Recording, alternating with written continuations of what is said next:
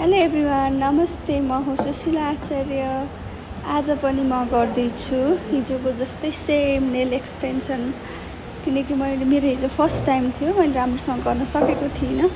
त्यही भएर चाहिँ मैले आज पनि प्र्याक्टिस गरिरहेको छु नेल एक्सटेन्सनको। मैले फाइलिङ गरिरहेको छु। यसलाई चाहिँ हामीले फर्स्टमा नेल राखेपछि चाहिँ तपाईँको नेललाई फेरि फाइलिङ गर्ने, बफिङ गर्ने गर्नुपर्छ। सो म गर्दैछु भिडियोमा फाइलिङ गरेर बफिङ गरेर नेल सफा गर्दैछु है। यो चाहिँ मेरो आजको भिडियो हो। हिजोको मेरो भिडियो यही रिलेटेड अर्को थियो है। क्लिन पारेँ मैले नेललाई, नेल टाँसेर त्यसलाई फाइलिङ प्लस बफिङ गरिसकेँ। अब म यसमा आर्ट गर्नेछु। मेरो आर्ट पनि खासै राम्रो छैन। मैले चाहिँ आर्ट प्र्याक्टिस गर्नको लागि चाहिँ गरिरहेको छु है। बिल्डर जेल लगाउने, त्यसलाई क्योर गर्ने, अनि त्यसपछि त्यहाँ बाहिर फेरि बफिङ गर्ने, फाइलिङ गर्ने, फाइलिङपछि बफिङ गर्ने, अनि त्यसपछि फेरि बेस कलर लगाउने, अनि त्यसपछि मैले त्यहाँ माथि आर्ट गर्ने गरिरहेको छु। अब यो भिडियोमा मैले त्यही गर्नेछु है। महँगो हो तर टेस्ट चाहिँ नेस्क्याफेको जस्तो राम्रो हुँदैन।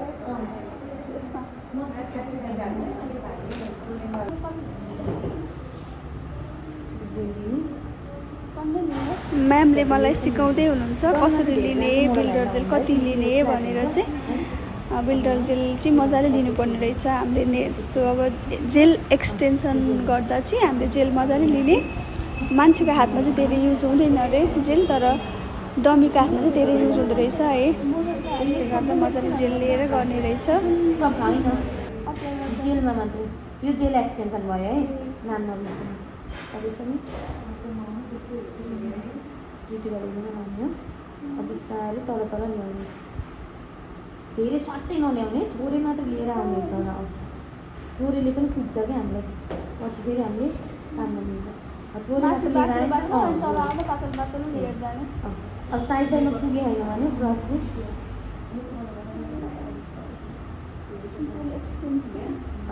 अब त्यसपछि क्लाइन्टलाई ह्यान्ड यस्तो गर्नु भन्ने है। यसो गरिसकेपछि अब अलिअलि यो जेलहरू बाङ्गे टेडमेड भयो नि, यसलाई हल्का तल तानेर यहाँनिर चाहिँ हल्का बडी उठाउने यसरी है। क्युटिकल चाहिँ टच गर्नै भएन। अब यस्तो भयो है हेर्नु। अब त्यसपछि क्लाइन्टको ह्यान्ड यस्तो गर्न लाउनु, अनि थोरै मात्र जेललाई यसरी लाउनु, थोरै मात्र, अनि यसरी बनाउनु, यस्तो हिल जस्तो बनाउनु। अब यो झुन्डेको भनेको यहाँनिर चाहिँ एपेक्स उठाउनु भन्छ कि आजकल कति। अनि हामीले जेल लगाइसकेपछि चाहिँ हल्का एकचोटि हातलाई माथि राख्नुपर्ने रहेछ। त्यसको हल्का माथि यो क्युटिकल एरियामा हल्का अग्लो, अनि तलको पार्टमा हल्का पातलो जस्तो हुन्छ नि, अग्लो होचो तरिकाको बनाउनु पर्ने रहेछ। त्यसले गर्दा हामीले डमीलाई या मान्छेको हातलाई हल्का यस्तो ठाडो बनाउने एकछिन, त्यसपछि फेरि त्यसलाई तेर्सो बनाउने, त्यसको सेप मिल्छ, अनि त्यसलाई बल्ल क्योर गर्ने, त्यसरी गर्ने रहेछ। जान्छ त्यो एकदम ध्यान दिनु पर्ने। हात यसमा फास्ट चलाउनुपर्छ। गर्मी महिनामा चाहिँ यति छिटो बग्छ, जाडोमा त्यति बग्दैन। गर्मी महिना तपाईँ यहाँ गर्दा फेरि यहाँ धेरै थुपार्नु भयो भने तल आउँदा तपाईँको त्यता बगिसकेको हुन्छ क्या। तपाईँ जेलवाला होइन, यो मेरोवाला चाहिँ एक्सटेन्सनमा यो अझै कफी हालेर कस्तो मेरो खानु सधैँ ल्याएर खुलाउँछ मलाई हामी। तपाईँ म त खाइसक्दिनँ होइन सधैँ पल्के भन्नु त्यहाँको कफी खाँदा जब 200 कफी खानु सक्दिनँ तपाईँ। कुनेको लागि उता ए उता वासरुममा हुनुहुन्छ।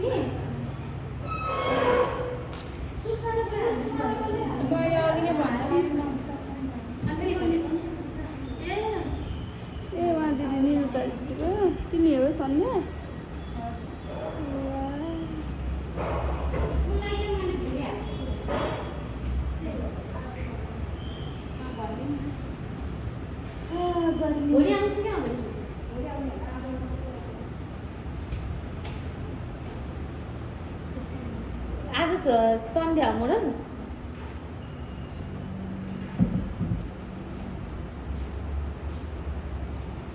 कता उता फर्काएर हेर्नु यसरी के देख्नु भयो अनि तपाईँले यता यस्तो फर्काउनु जेल कहाँ देखियो त नि यता होइन र नहसाउनु है तपाईँले धेरै अब यसरी जेल एकतिर नउल्टोतिर मैले फर्काएँ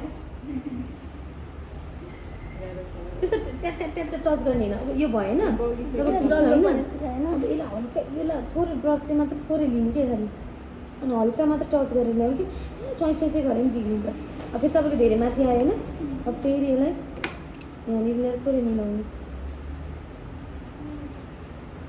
फेरि अगाडिबाट एकछिन अगाडिबाट त्यतिको त्यस्तै त्यो ठिक छ लिएको अब ठिक छ होइन त ठिक छ भयो नि डममा चाहिँ धेरै नै जेल जान्छ कि फ्ल्याट हुन्छ नि त डमी नेल त अलरेडी उठेको हुन्छ हाम्रो डम नेलमा धेरै जान्छ डममा त कति धेरै जाने हात यत्रो हुन्छ हातबाट कति जान्छ अरे नि टिस्यु पेपर ल्याउनु न यहाँ भुइँमा चुइयो अलिकति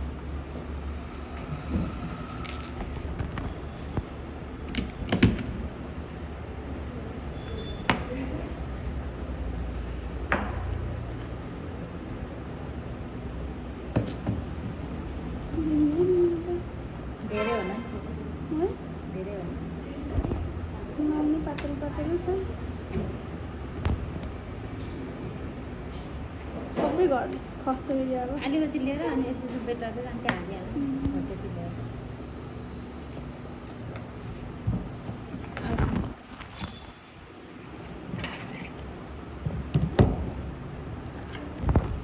फिटमा हो र हातमै हो नि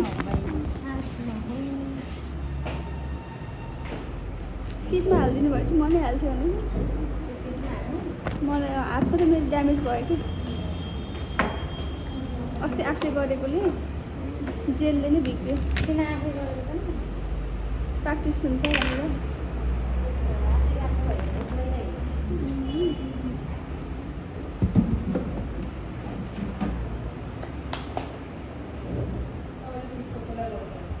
दिदीलाई गर्नु